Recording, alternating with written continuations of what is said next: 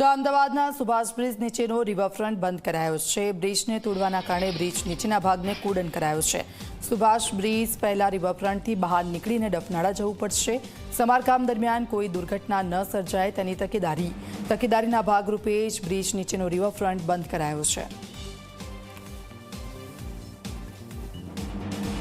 અમદાવાદનો Subhash bridge કે જે છેલ્લા કેટલાય સમયથી બંધ છે તેનું સમારકામ અત્યારે ચાલી રહ્યું છે અને સમારકામના પગલે અત્યારે રિવરફ્રન્ટનો કેટલોક ભાગ કોર્ડન કરવામાં આવ્યો છે।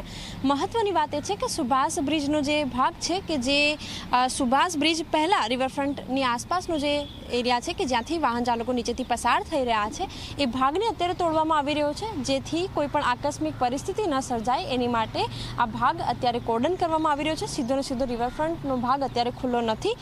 સુભાષ બ્રિજ આવે એની પહેલાં રિવરફ્રન્ટમાંથી એક્ઝિટ કરવું પડશે અને જે સ્વામિનારાયણ બાપ્સ છે ત્યાંથી રિવરફ્રન્ટમાં એન્ટ્રી લેતા ડફનાળા સુધી જવાનો રસ્તો મળશે। હાલ જે બ્રિજનું જે ભાગ છે એ કોર્ડન કરવામાં આવ્યો છે કે જેથી બ્રિજની નીચેથી જ્યારે પણ કોઈક વાહન ચાલક પસાર થાય ત્યારે તોડવાનું જે કામ ચાલી રહ્યું છે એના કારણે કોઈ આકસ્મિક સ્થિતિ ન સર્જાય।